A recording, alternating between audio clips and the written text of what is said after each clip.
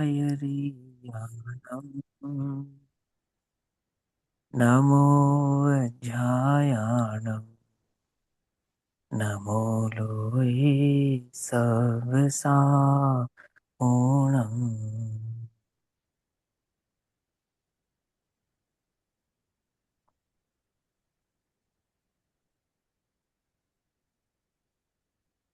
मंगलमय मंगलकरण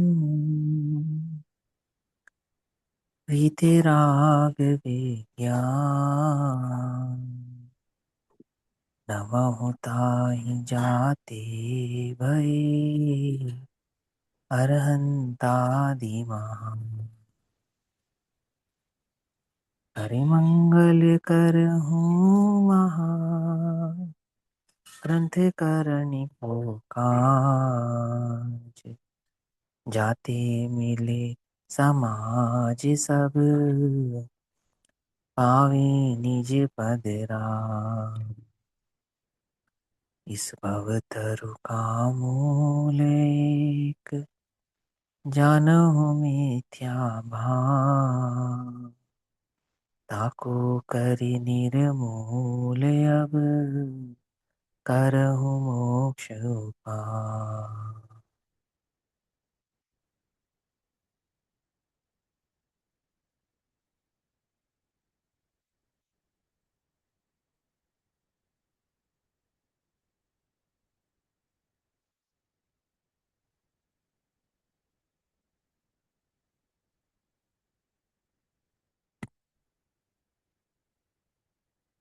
हमारे रात्रिकालीन स्वाध्याय का विषय चल रहा है भागवती स्वरूप पूज्य बहन श्री चंपा बहन के प्रवचनों के आधार से लिए गए प्रवचनांशों पर आधारित बहन श्री के वचनामृत।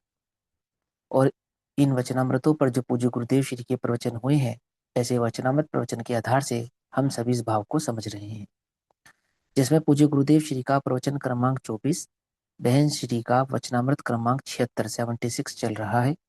पेज नंबर 201 201 नंबर का पेज है। सेकंड पैराग्राफ से हम आगे पढ़ते हैं। यहाँ कहते हैं कि भगवान आत्मा दर्शन ज्ञान चारित्र की शक्ति स्वरूप अकृत्रिम सनातन वस्तु है। सनातन वस्तु है मतलब अनादि निधन वस्तु। प्राचीन भी कहते हैं, सनातन का एक अर्थ प्राचीन भी होता है, परंतु वास्तव में सनातन का अर्थ होता है जो किसी के द्वारा बनाया गया नहीं है, है ना, जो स्वयंभू है। तो वस्तु कैसी है कि भगवान आत्मा दर्शन ज्ञान चारित्र की शक्ति स्वरूप है ना। शक्ति का अर्थ हो गया शक्ति कहना, गुण कहना, स्वभाव कहना, ये शक्ति के संदर्भ में। शक्ति स्वरूप यानी कि स्वभाव स्वरूप। ऐसा वह अकृत्रिम अर्थात किसी के द्वारा नहीं बनाया गया और अनादि निधन वस्तु है। उसका आलंबन लेकर, ऐसे अपने द्रव्य स्वभाव का अवलंबन लेकर जिसने सम्यक दर्शन ज्ञान चारित्र प्रकट किए हैं, अर्थात द्रव्य स्वभाव का आश्रय लेकर वो जो निर्मल पर्याय प्रकट हुई हैं, दर्शन ज्ञान चारित्र भाव की पर्याय प्रकट हुई हैं। कौन सी? सम्यक दर्शन सम्यक ज्ञान सम्यक चारित्र की पर्याय प्रकट हुई हैं। वह सुख को देखेगा और उसका अनुभव करेगा, अर्थात जिसे वह स्वानुभूति भाव प्रकट हुआ है, जिसे सम्यक दर्शन ज्ञान चरित्र प्रकट हुआ है, उसके अनुभव में क्या आएगा? सुख आएगा।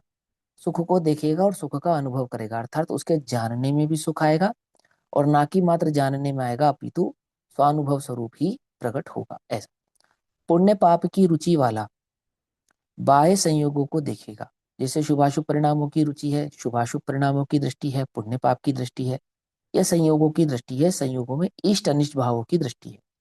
वह संयोगों को देखेगा। जिसे सुख की दृष्टि है वो चैतन्य को देखेगा। समझो ध्यान से। अब हम चैतन्य को क्यों नहीं देखते हैं? देखो, होना तो चाहते हैं सुखी, लेकिन सुख किसे कहते हैं इसकी खबर नहीं, इसलिए किसकी ओर देखते हैं? वो संयोगों की ओर देखते हैं सुखी होने के लिए, क्योंकि वास्तव में हमें पुण्य पाप की दृष्टि तो है, संयोगों की दृष्टि तो है, परंतु वास्तविक सुख की दृष्टि नहीं है। यहाँ कहते हैं पुण्य पाप की रुचि वाला बाह्य संयोगों को देखेगा और उन्हें देखकर राग द्वेष होगा। अब जो जो जिसका उपयोग प्राणमुख होगा, तो प्राणमुख उपयोग वाले को राग द्वेष हुए बिना रहेंगे नहीं। चाहे तो तीर्थंकर को देखें, अब वो बाह्य वस्तु को होने की तीर्थंकर को देखेंगे तो भी राग द्वेष हुए बिना नहीं रहेंगे, ऐसा कह रहे हैं। वरना जगत का सर्वोत्कृष्ट संयोग है तीर्थंकर।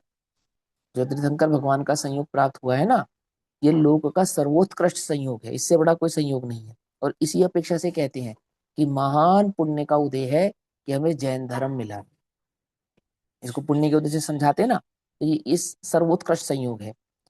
उनकी वाणी सुने तब भी राग होगा, क्योंकि उसे परद्रव्य का प्रेम है, पर भाव का प्रेम है, पर द्रव्य का प्रेम है, पर वस्तु प्राणमुख उसकी उपयोग की बुद्धि है। और जहां वो स्वभाव की ओर देखेगा तभी वास्तव में से सुख भाव उत्पन्न होने वाला है, अन्यथा नहीं। यहाँ प्रश्न है, समय सार की शुद्ध आत्मा की चर्चा तो बहुत चली, किंतु कोई ऐसे नहीं दिखते जो आगे बढ़े हों। ये एक श्रोता ने प्रश्न किया कि पूज्य गुरुदेव श्री, आप ये सम्यक दर्शन की, आत्मा की रुचि की, आत्मा के आश्रय की चर्चा तो बहुत करते हैं, समय सार की चर्चा तो बहुत करते हैं, समय सार में एकत्व विभक्त चैतन्य भगवान आत्मा की चर्चा तो बहुत करते हैं, लेकिन जिसने आत्मा का आश्रय लेकर जो आगे बढ़ा हो इन सेंस, यहाँ आगे बढ़ने के पीछे जो पूछने वाले का प्रश्न है ना, वो उसका संदर्भ है वो मुनि दशा वाला। ठीक है, क्योंकि किसी के समय दर्शन की प्रकटता हुई है ना हुई है, ये तो छद्मस्त कैसे जानेगा, है ना, मिथ्या दृष्टि तो कैसे ही जान पाएगा। किंतु कोई ऐसे नहीं दिखते जो आगे बढ़े हों। तो गुरुदेव कहते हैं, समयसार सुनकर श्रद्धा में सुधार करते हैं, वह क्या आगे बढ़ना नहीं है। क्या कहा, देखो, एक एक छोटी सी बात समझो। जब तक तुम्हें तत्व की कोई खबर नहीं थी, अभी बुद्धि के स्तर की बात है ये ना, सिर्फ बुद्धि के स्तर की बात, कोई खबर नहीं थी, साधारण तुम्हारा जीवन था, जैसे सभी का वैसे तुम्हारा जीवन था, जैसे सुख दुख सबके जीवन में तुम्हारे जीवन में भी थी, और जैसी सोच समझ सारे अन्य जीवों की ऐसी तुम्हारी भी थी। और जब तुम्हारे जीवन में ये तत्व बुद्धि के स्तर पर आया, तब तब के जीवन में और उसके बाद के जीवन में कोई अंतर नहीं आया। तुम्हारी शांति में, तुम्हारे सुख में, तुम्हारी दृष्टि में, तुम्हारी सोच में कोई अंतर नहीं आया। सोच बदलना, क्या ये अंतर नहीं है? आपको मालूम, इस विश्व में सबसे बड़ा सुधार सोच का सुधार ही है, सबसे बड़ा सुधार है। मालूम, आप क्रियान्वित कितने हो पाते हैं, कितने नहीं हो पाते हैं, ये तो फिर भी द्रव्य क्षेत्र काल भाव पे निर्भर करता है, लेकिन विचार का बदलना, ये इस दुनिया का सबसे बड़ा चमत्कार है। आपको, आतंकवाद क्या है? क्या है आतंकवाद? एक विचार है बस, और कुछ नहीं। पता लगती है, बात नहीं लगती। इस लोक में हिंसा है क्या? क्या है? एक विचार है बस।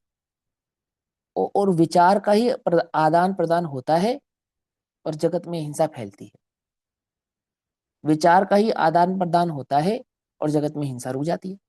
एक व्यक्ति भाषण देता है और लोग आपस में लड़ने लग जाते हैं। एक व्यक्ति भाषण देता है, लोगों में शांति आ जाती है। कैसे हो जाता है ये, बोलो, कैसे हो जाता है? सोच का बदलना कोई छोटी बात है? किसी की माँ बहन को देखकर बुरा विचार आया, कुछ नहीं किया, और किसी की माँ बहन को देखकर बुरा विचार नहीं आया, ये सोच का बदलना कोई छोटी बात है? किसी की परवस्तु को देखकर हरण करने का विचार आया, कर नहीं पाए तुम, लेकिन किसी की परवस्तु को देखकर हरण करने का विचार नहीं आया, ये क्या छोटी बात है?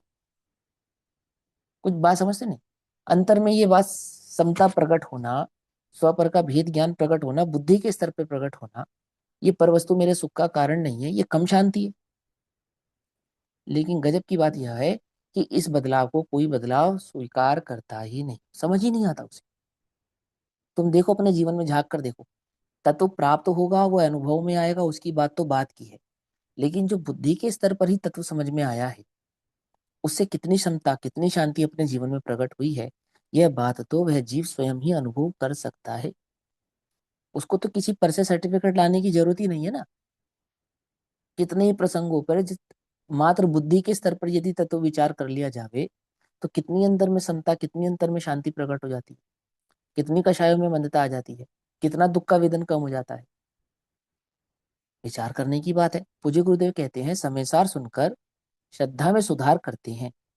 अब श्रद्धा में स्वीकार सुधार करते हैं कि दो अर्थ होते हैं। बुद्धि के सुधार को भी श्रद्धा का सुधार कहते हैं।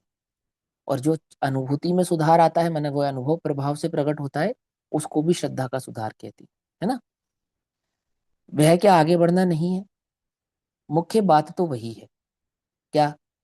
श्रद्धा का सुधार ही मुख्य सुधार है, ऐसा कह रहे पूज्य गुरुदेव श्री। श्रद्धा सुधर जाए तो सब सुधर जाए। क्या बाहरी त्याग दिखने से बड़ा हुआ कहलाएगा? देखो पूज्य गुरुदेव श्री ने पकड़ा ना, जो प्रश्न पूछ रहा है ना, प्रश्न पूछने वाले का जो भाव है वो है चारित्र से, मतलब बाहर बाह्य दृष्टि से। तो पूज्य गुरुदेव श्री ने क्या कहा? क्या बाहरी त्याग दिखने से बड़ा हुआ कहलाएगा? माने तुम्हारे वस्त्र आदि का त्याग हो जावे या अणुव्रत महाव्रत आदि हो जावे, क्या उसी को बढ़ना कहेंगे? उसका निषेध नहीं कर रहे हैं। अणुव्रत महाव्रत होना ये तो बहुत अच्छी बात है, परंतु श्रद्धा के सुधार के बिना अणुव्रत महाव्रत कैसे अणुव्रत महाव्रत है?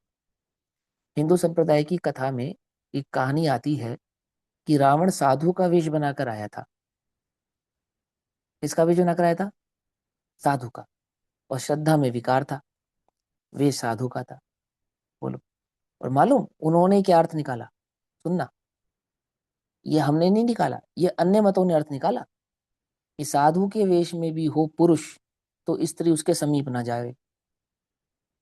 कलयुग में कोई पुरुष साधु के वेश में भी आवे ना, और स्त्री अकेली हो, तो उसके समीप ना जावे। ये अर्थ हमारा नहीं, ये तो अन्य मतियों ने निकाल लिया अर्थ रावण की उस हरकत से। क्या मतलब? कि वेश नहीं, चित्त। वेश नहीं, चित्त। ध्यान लगाए तो बगुला भी खड़ा है। तब हम इसका निषेध नहीं करते हैं, अणुव्रत महाव्रत का प्रकट होने का निषेध नहीं है, परंतु जब श्रद्धा का ही सुधार ना हुए तो बाह्य आचरण के सुधार कोई मायने रखते नहीं। ये कह रहे। वास्तविक सुधार तो श्रद्धा पूर्वक चारित्र का सुधार ही सच्चा सुधार है, ऐसा यहाँ कहते हैं। बच्चा पुस्तक लेकर बैठा रहे, पढ़े नहीं, घंटों बैठा रहे, तो बोलो क्या दम है उस बात में? हुँ? कोई दम नहीं।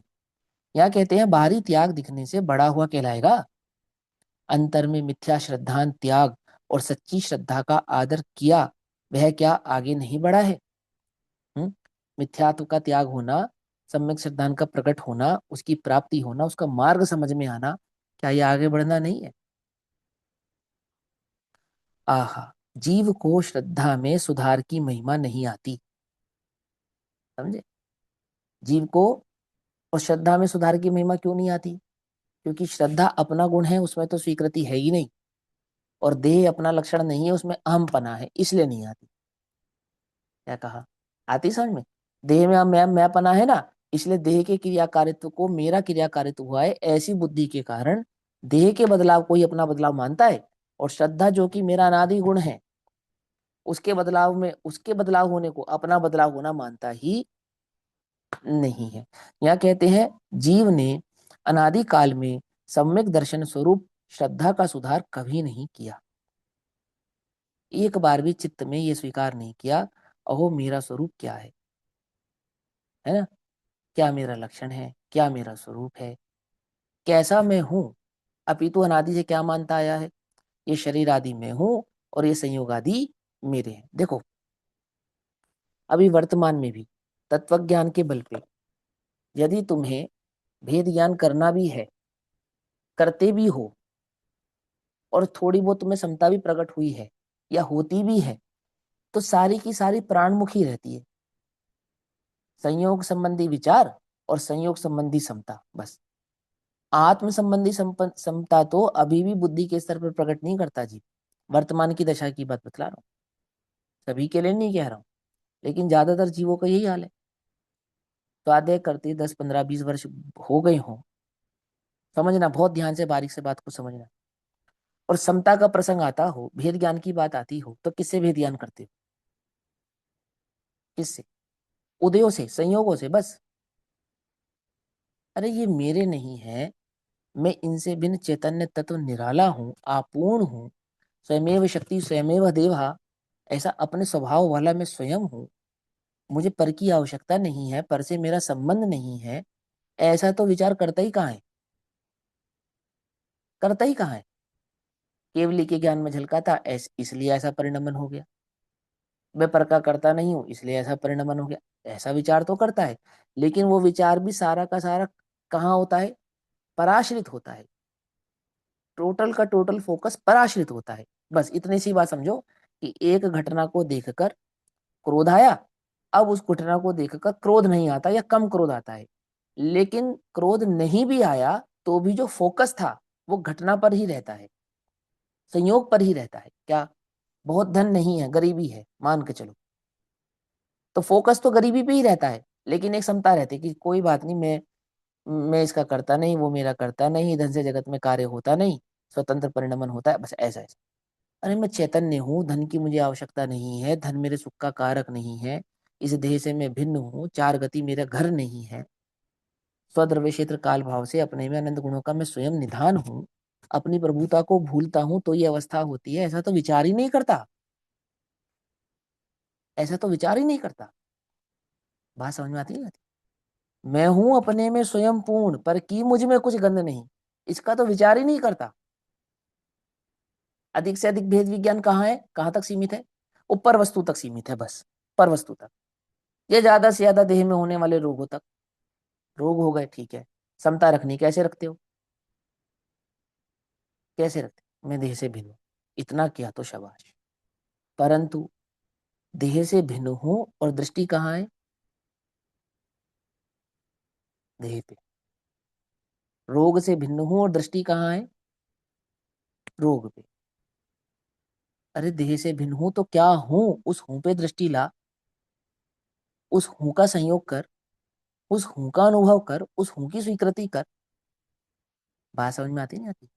लेकिन उस हूं की ओर तो देखता ही नहीं, कहता तो है हूं, पर हूं की ओर नहीं देखता। अरे हूं की ओर देखे तो क्या हो? अहो, फिर तो जगत में कोई रोग दिखाई देता ही नहीं। मैं एक बात कहता हूँ, मैंने एक बार कषाय का एक लेख भी लिखा था, शायद आप लोगों ने पढ़ा हो। जगत में कषाय बोलती है, कषाय सुनती है। क्या कहा? लोक में कषाय बोलती है और कषाय सुनती है। वादिराज मुनिराज चैतन्य के ध्यान में अंतर में बैठे हैं। श्रेणी का है, श्रेणी ने उपसर्ग किया, गले में मरा हुआ सांप डाला, है ना, भला बुरा कहा, बहुत कुछ कहा। तो कौन बोल रहा था? श्रेणी बोल रहा था, कषाय बोल रही थी? कषाय बोल रही थी। मुनिराज सुन रहे थे या नहीं सुन रहे थे? क्यों? मुनिराज तो सुनते ही नहीं, सुनती तो कषाय है, कषाय थी नहीं, इसलिए वहां कोई सुन ही नहीं रहा था।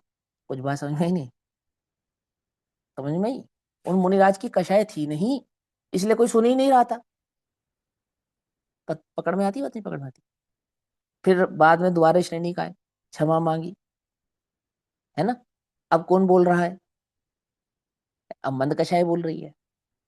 तो अब तो सुन रहे होंगे ना मुनिराज। अहो वीतरागता के धनी मुनिराज, क्या सुने? लोक में बोलती कषाय है, सुनती कषाय है। तुमने हमने ऐसा कहा, तो जिसने जिसने कहा, कहा किसने? तुमने कहा या कषाय ने कहा? बोली तो कषाय, लेकिन सुना किसने? है, सुना भी कषाय ने। ओह, कषाय बोलती है, कषाय सुनती है। वीतरागी, वीतरागी भगवान ना कहते हैं ना सुनते हैं, है? कि वो जड़ है क्या? अरे ज्ञाता दृष्टा है भाई, ज्ञाता दृष्टा है। कहना सुनना उनका कार्य नहीं। क्या कहा? कहना सुनना उनका कार्य नहीं। निश्चय से तो स्व के ही ज्ञाता है, व्यवहार से पर के भी ज्ञाता है। क्या आई समझ में बात? क्या कहा? वास्तव में तो अपने चैतन्य स्वभाव के ही ज्ञाता है। अरे जिसके भोक्ता है उसके ज्ञाता है। क्या? जिसके भोक्ता है उसके ज्ञाता है। किसका भोग करते हैं? अपने चैतन्य स्वभाव का भोग करते हैं, इसलिए अपने स्वभाव के ही ज्ञाता है, पर के ज्ञाता नहीं है। पर का भोग नहीं करते, इसलिए पर के ज्ञाता भी नहीं। लोक में ऐसा होता नहीं होता? जब हम तुम्हारी बात का रिप्लाई ना करें तो तुम क्या कहते हो? क्यों सुना नहीं क्या? मैंने सुनना माने क्या? कि तुम रिप्लाई करो तो सुनना है, ऐसा ही है ना? ऐसा ही है ना, लोक में भी तो ऐसा ही है। आप कुछ कहें और हम रिप्लाई ना करें तो प्रश्न क्या है आपका? क्यों, ये सुना नहीं क्या? दैट मीन्स क्या? कि सुनने के बाद मैंने सुना है, इस बात की स्वीकृति कब होगी? जब मैं उसका रिप्लाई करूं। और मैंने रिप्लाई नहीं किया, दैट मीन्स मैंने सुना नहीं? तो सुनता कौन है लोक में? हम्म, कषाय सुनती है। जवाब कौन देता है? कषाय जवाब देती है। तुम अच्छे हो, कषाय सुनती है, अहो मैं अच्छा हूं, धन्यवाद, कषाय कहती है। तुम बहुत बुरे हो, अरे तुम मुझे बुरा कहते हो, कषाय सुनती है। तुम मुझे बुरा कहते हो, तुम बुरे हो, कषाय बोलती है। कुछ समझ में आती है, बात नहीं समझ में आती? वीतरागी, बोलो। मारिच बोल रहा था, क्या कह रहा था? काय के पहले तीर्थंकर मैं बनूंगा, मेरे को 24वां नंबर बता रहे हो आप। आदिनाथ सुन रहे थे नहीं सुन रहे थे? बोलो। अब कौन समझे इस बात को? जानने वाले वे आदिनाथ भगवान, लोकालोक को जानने वाले वे आदिनाथ भगवान मारिच की उस दशा को जान तो रहे थे, परंतु सुन नहीं रहे थे, हैं?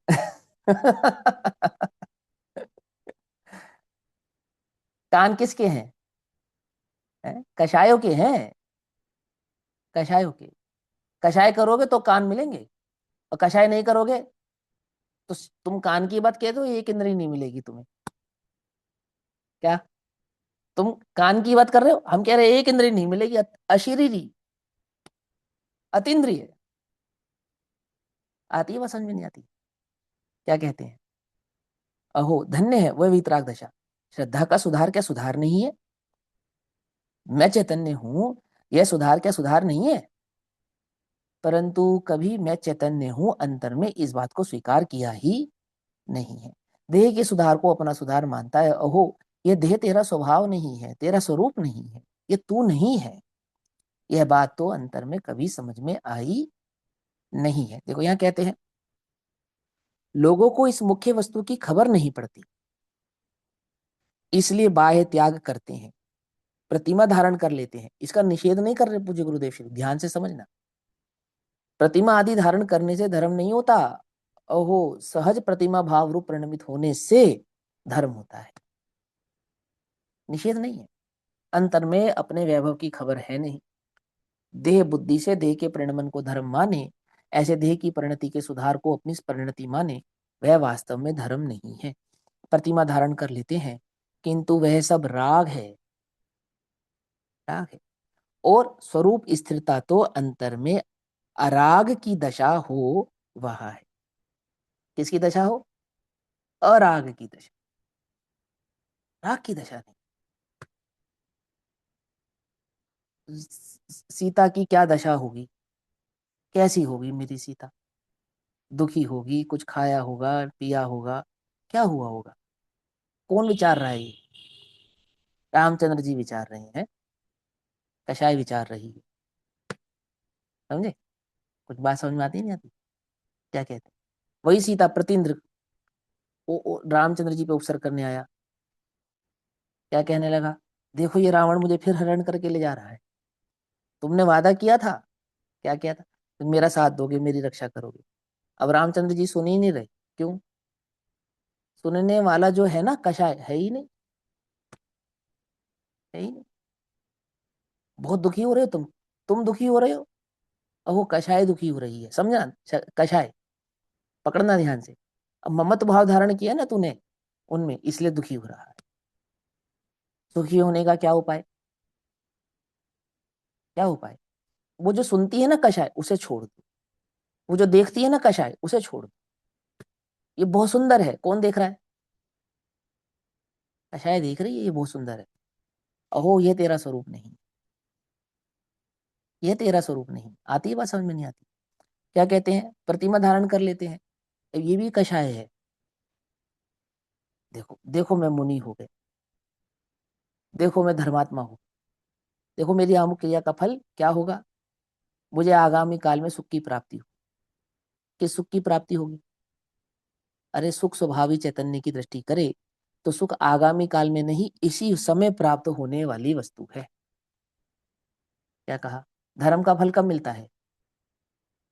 आगामी काल में। आगामी काल में तो कर्म का फल मिलता है। धर्म का फल तो इसी क्षण मिलता है, जिस समय धारण करे उसी समय मिलता है। क्या कहा? समझे या नहीं समझ में बात? अग्नि आज जलावे रोटी कल पके, ऐसा काम नहीं है। पोपो भाई का राज नहीं। धर्म कैसा स्वभाव है? अभी धारण करे अभी सुखी होवे, ऐसा है। यहाँ क्या कहते हैं, अराग की दशा हो वह है, अंतर की क्रीड़ा में रत हो, अर्थात अंतर के उपभोग में, स्वसंवेदन में, स्वानुभूति में रत हो, तब मध्यम भूमिका में, मध्यम भूमिका अर्थात पंचम गुण स्थान से लेकर, माने पंचम गुण स्थान की भूमिका ही समझो भी तो, पंचम गुण स्थान भूमिका को मध्यम भूमिका कहते हैं। देखो ये ध्यान से समझना, ये मध्यम भूमिका में व्रतादि के विकल्प उठते हैं, मध्यम भूमिका में व्रतादि के विकल्प उठते हैं, अर्थात पंचमादि गुण स्थानों में व्रतादि के विकल्प उठते हैं। पांचवें और छठे दोनों गुण स्थानों को मध्यम गुण स्थान कहते हैं, ठीक है ना, पांचवें छठे गुण स्थानों को मध्यम गुण स्थान कहते हैं।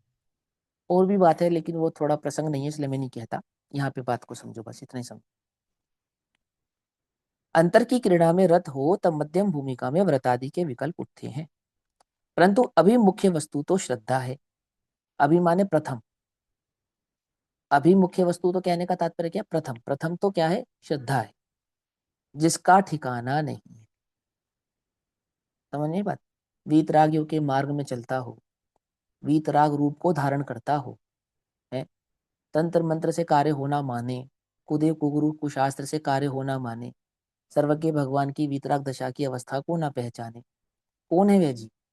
रूप धारण कर लेने से मार्ग की प्राप्ति नहीं होती।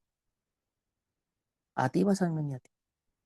सच्चा किसे कहना, झूठा किसे कहना, मिथ्यात्व किसे कहना, सम्यक्त किसे कहना, आश्रव किसे कहना, निर्जरा किसे कहना, उसकी खबर ही नहीं है।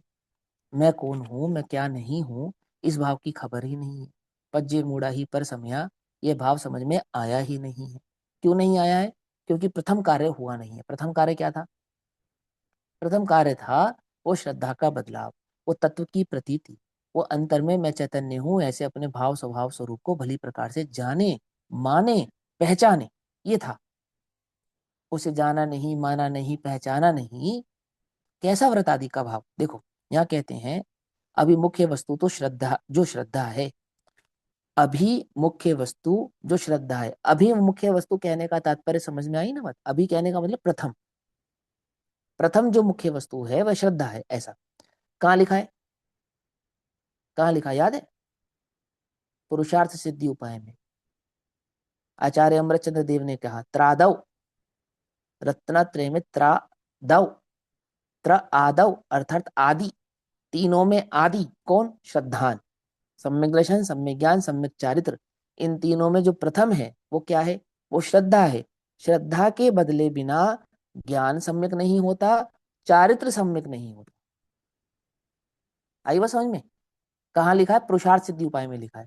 ऐसा नहीं कोई अध्यात्म के ग्रंथ की विवक्षा है, चरणान्योग के ग्रंथ की विवक्षा है, ये कह रहे हैं। त्रादव, श्रद्धान मुख्य है, श्रद्धान पहले है। यहाँ कहते हैं परंतु अभी मुख्य वस्तु जो श्रद्धा है उसका ठिकाना ही नहीं है, प्रथम वस्तु का ही ठिकाना नहीं है, ऐसा। यहाँ व्रत और प्रतिमा लाए कहाँ से, जब श्रद्धान ही विपरीत हो तो व्रतादि आदि का धारण होगा कहाँ से, इसके आश्रय से प्रकट होंगे, समझे। नींव ही ना हो तो दीवारें किसके आश्रय से खड़ी होंगी।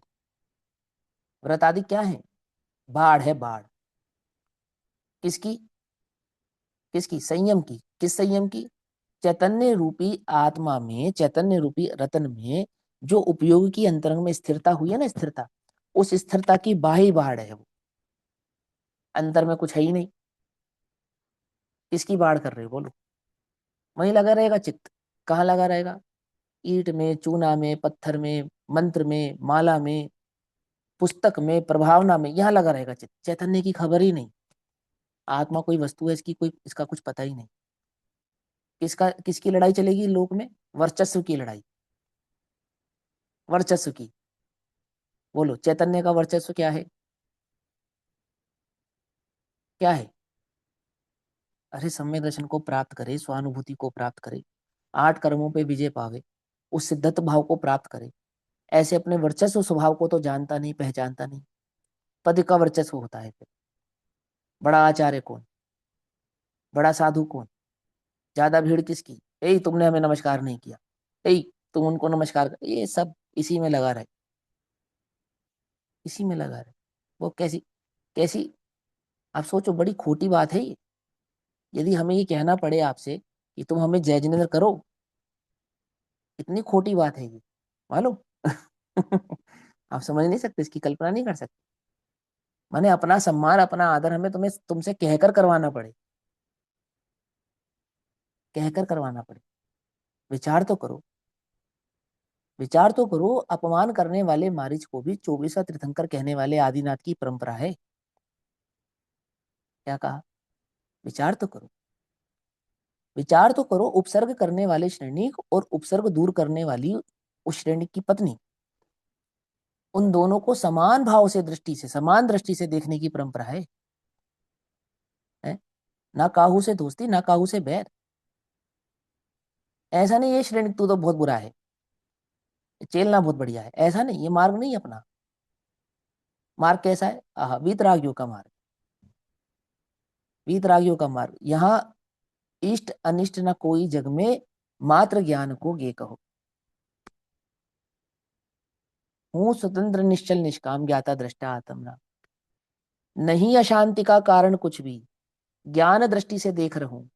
क्यों पर लक्ष्य करे है मूर्ख, तेरे से सब भिन्न अहो। समझ नहीं बात? ये मार्ग है। ये कैसे पता लगे? मार्ग की खबर कैसे हो? खबर कैसे हो? कुछ सुध बुध ना ही रही है, मिथ्यामति छाई गई है। आती बात समझ में नहीं आती? हाँ? ओ सुनो, जो वेश धारण किए बैठे हैं उनकी बात नहीं कर रहे। अहो तुम्हें वे मुनित्व भाव धारण करना हो तो तुमसे कहते हैं। ये मार्ग तो वीतरागियों का है। उपासक बनो किसके? वीतरागता के। कहाँ मिलती है ये? कहाँ मिलती है वीतरागता? यहाँ भीतर में, स्वभाव की दृष्टि करने से प्राप्त होती है। इसकी कोई खदान नहीं है जगत में। कहाँ मिलेगी? समोचरण में मिलेगी? कहाँ मिलेगी? अरे देखा जब अपने अंतर में, चैतन्य की आश्रय से प्रकट होती है, स्वभाव के आश्रय से प्रकट होती है, अंतर की दृष्टि से प्रकट होती है। ओहो मेरा स्वरूप ही ऐसा है, मेरा स्वरूप ही ऐसा है। ऐसा ऐसा अंदर में, ऐसा अंदर में बहुमान आना चाहिए, नहीं आना चाहिए अपन? मेरा स्वरूप ही ऐसा है। क्या कहते हैं?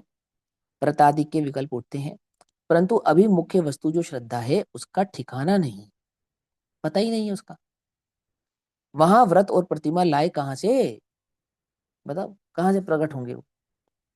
भीतर मिथ्या श्रद्धा के जो संस्कार पड़े हैं उन्हें सुधारना चाहिए, मिथ्यात्व के संस्कार नष्ट करने चाहिए। उस स्वरूप की तो उन्हें खबर नहीं पड़ती, और राग को किंचित मंद करके व्रत धारण करते हैं, प्रतिमा लेते हैं, वह क्या आगे बढ़े कहलाएंगे? वे धूल भी आगे नहीं बढ़े हैं। क्या कहते हैं? धूल धूल भर भी आगे नहीं बढ़े हैं। क्यों? आगे बढ़ना कहाँ से होता है?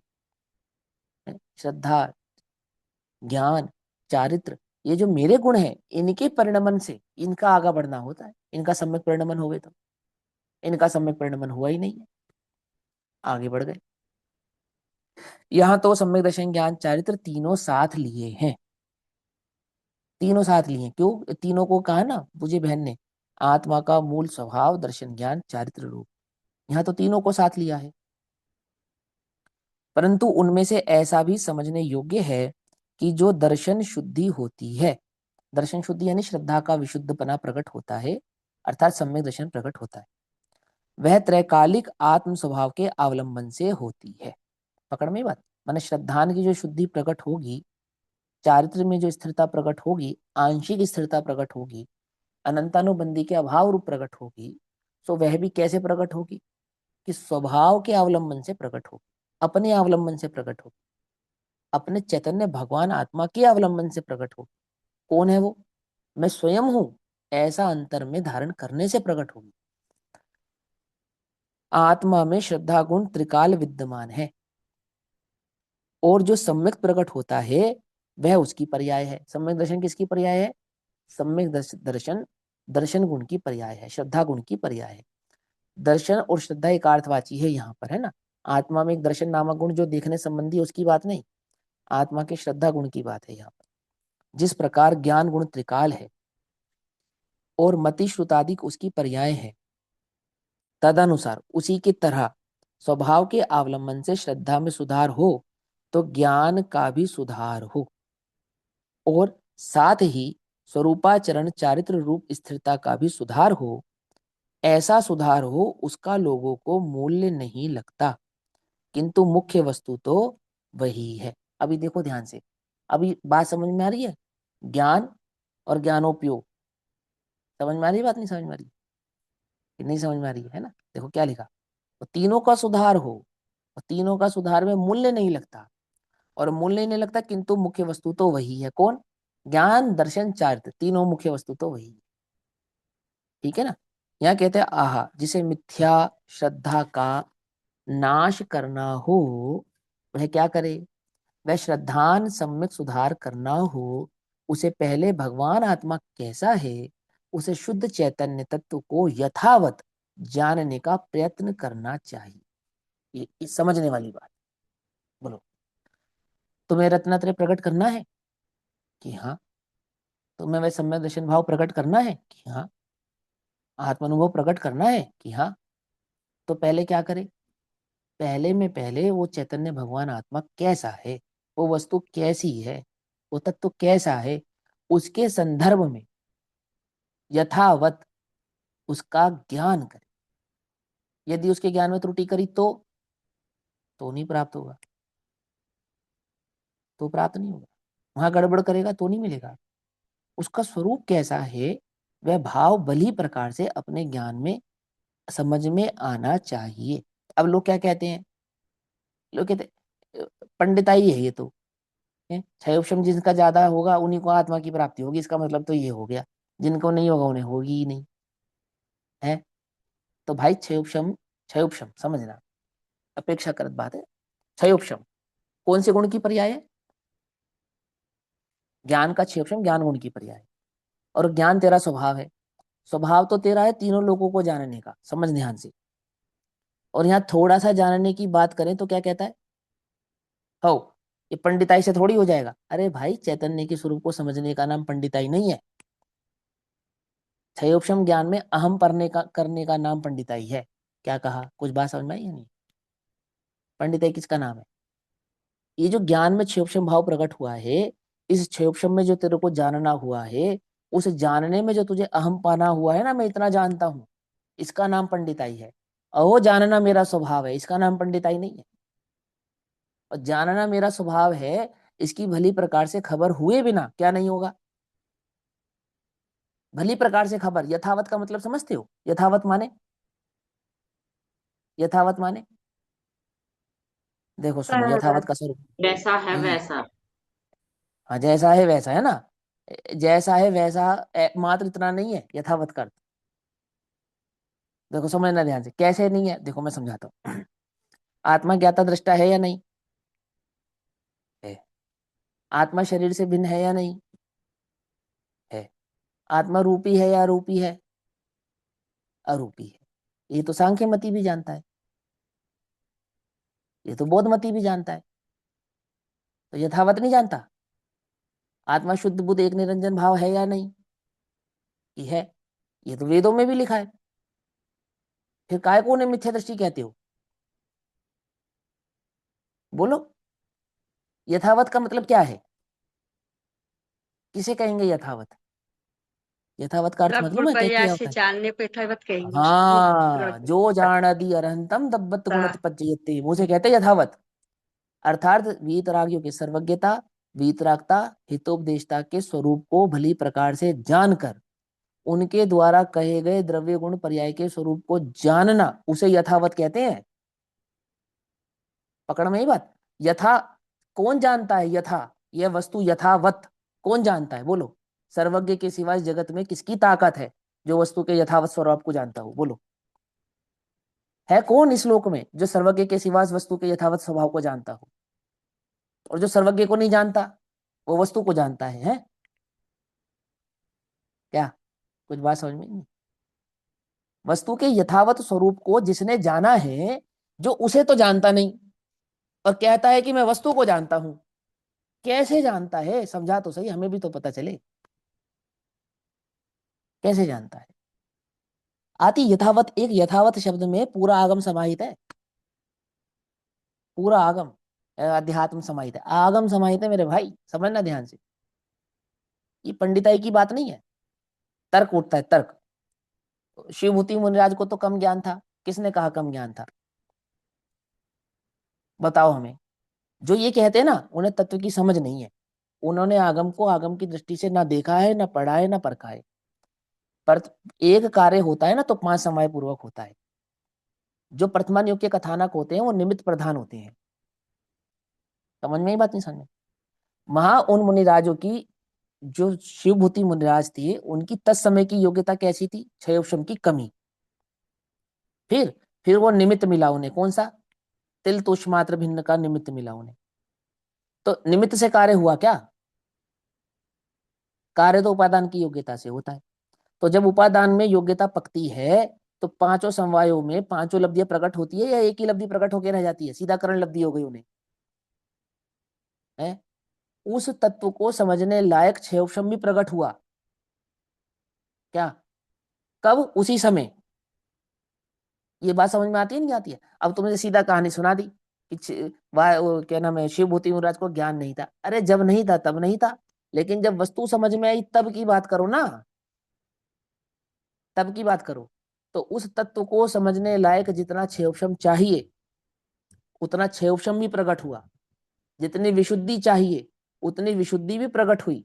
अनंतर पूर्ण क्षणवर्ती पर्यायों का जितना पुरुषार्थ चाहिए, उतनी प्रायोगिक लब्धि भी प्रकट हुई। और वो करण लब्धि से सम्यक दर्शन भी प्रकट हुआ। कुछ बात समझ में आती है नहीं आती? कि नहीं समझ में आती है क्या? जब तुम्हारा कार्य होगा, होना होगा, तब क्या होगा? तब पांचों लब्धियां मिलेंगी और पांचों समवाय होंगे। मेरा क्षेत्र ज्ञान तो कम है। समझना भाई, तेरे तत्व समझ में नहीं आता तो तेरे अभाग्य की महिमा हमसे नहीं कही जा सकती। क्यों? लोक में तो चतुर है तू, लोक में तो चतुर है। और जिसको ये पता है कि मेरी बुद्धि कम है, वो बुद्धिवान है या हीन बुद्धि है, ये बतलाओ हमें। ये तो कोई बुद्धिवान ही जान सकता है कि मेरी बुद्धि में कम है। हीन बुद्धि कैसे जाने मेरी बुद्धि कम है? बात पकड़ में आती नहीं आती है? ये सब प्रमाद की बातें हैं, प्रमाद की बातें।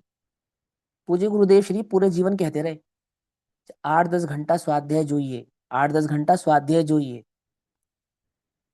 क्यों? स्वाध्याय ही एकमात्र वह उपाय है। किसका? उस शुद्धोपयोग को प्राप्त करने के लिए जो भेद ज्ञान चाहिए ना तुम्हें, उस भेद ज्ञान की शक्ति को प्रकट करने का एकमात्र उपाय है ये। और इससे तुम कतराते हो, मैं तो शुद्ध हूँ, बुद्ध हूँ, ज्ञाता हूँ। मैं ज्यादा प्रपंच नहीं करता। किसका? पंडित टोडरमल जी कहते हैं स्वाध्याय को वृथा कलेश ठहराता है, वृथा प्रपंच कहता है।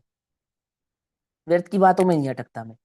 अरे तुझे तत्व की खबर ही नहीं है, यथावत वस्तु का स्वरूप ही नहीं मालूम, व्यर्थ की बातें कहता है। क्या कहा? कुछ बात समझ में आती नहीं आती? जन्म कुंडली तो पूरी चाट लेना चाहता है। समझना ध्यान से, चाहे समझ में आवे चाहे नहीं समझ में आवे। वो प्रत्येक घर का क्या परिणाम है मुझे जानना है पंडित जी। ये 12 घरों में 12 राशियां क्या क्या कर रही हैं, मुझे सब बताओ। क्या? लगन क्या करता है, दूसरे घर में क्या करता है, मंगल क्या करता है, राहु युति क्या करती है, केतु वो तो मुझे सब जानना है। और मेरा चैतन्य स्वभाव स्वरूप कैसा है? मंगल राहु जिसे चेटते ही नहीं। जो स्वयं मंगल स्वरूप है, उसकी खबर नहीं। उसे उसे उसे जानने पहचानने में क्या कहता है? व्यर्थ कलेश। यहाँ कहते हैं यथावत, चैतन्य को यथावत जानने का प्रयत्न करना चाहिए। समझ में नहीं आ रहा? प्रयत्न करो, करो प्रयत्न। अरे लोक में जो धनहीन है, क्या वे धन कमाने का प्रयत्न नहीं करते? बोलो। अरे वस्तु स्वरूप समझ में नहीं आ रहा है तो समझने का प्रयत्न करो। व्यर्थ में समय क्यों गवाते हो, व्यर्थ का समय क्यों खोते हो? तत्व को समझने में उपयोग लगाओ। यहाँ कहते हैं जिसमें धर्म की पर्याय प्रकट करना चाहता है। किस में प्रकट करना चाहता है धर्म की पर्याय? बोल, शरीर में या आत्मा में? किस में होती है धर्म की पर्याय प्रकट? अरे धर्म की पर्याय धर्मी के आश्रय से प्रकट होती है? जिसमें धर्म की पर्याय प्रकट करना चाहता है, वह कौन है? वह आत्मा ज्ञान दर्शन चारित्र अनादि अनंत गुणों का पिंड अखंड पदार्थ है। समझा? उसका अवलंबन लेने पर, उसका अवलंबन लेने पर जीव को वीतरागता परिणमती है। समझे? देखो एक बात और सुनो, जिसमें धर्म की प्रिय प्रकट करना चाहता है वो कौन है? आत्मा। तो आत्मा के स्वरूप को समझे। एक, जिसमें प्रकट करना चाहता है ना आत्मा, वह आत्मा कैसा है? ज्ञान दर्शन चारित्र अनादि आनंद आदि अनंत गुणों का पिंड। तो किसे तो ज्ञान कहना, किसे तो दर्शन कहना, किसे तो चारित्र कहना। आनंद की जाति क्या है, वह अनंत किस प्रकार से है, अनंत गुणों का पिंड किस प्रकार से है, ऐसे उस आत्मा के स्वरूप को समझे या नहीं समझे? क्या अर्थ है इसका? अर्थात द्रव्य गुण पर्याय भाव को भली प्रकार से समझे, ये अर्थ है इसका। समझे? और अखंड है। अखंड क्यों कहते हो? खंडित किया था क्या कहीं? कि खंड अखंड भाव को समझे। क्या समझे? बोलो, भेद के बिना अभेद को कैसे समझेगा? ये तो समय सार का ही वचन है। यही वचन है ना कि भेद के बिना अभेद समझ में आएगा नहीं। समझे? वो कैसा पदार्थ है उसका स्वरूप समझे। उसका अवलंबन लेने पर और समझने के बाद, यथावत जानने के बाद, उसका अवलंबन लेने पर जीव को वीतरागता परिणमती है, अर्थात वीतराग भाव प्रकट होता है। बेन की भाषा सरल है किंतु भीतर गंभीरता बहुत है। ऐसा कहकर पूज्य गुरुदेव श्री यहाँ इस भाव को पूर्ण करते हैं। अब वचनामृत क्रमांक 77, 77 नंबर का वचनामृत, इसकी चर्चा हम कल करेंगे। अभी समय हुआ। तब तक के लिए सभी को जय जिनेन्द्र। ओम नमः सिद्धेभ्यः।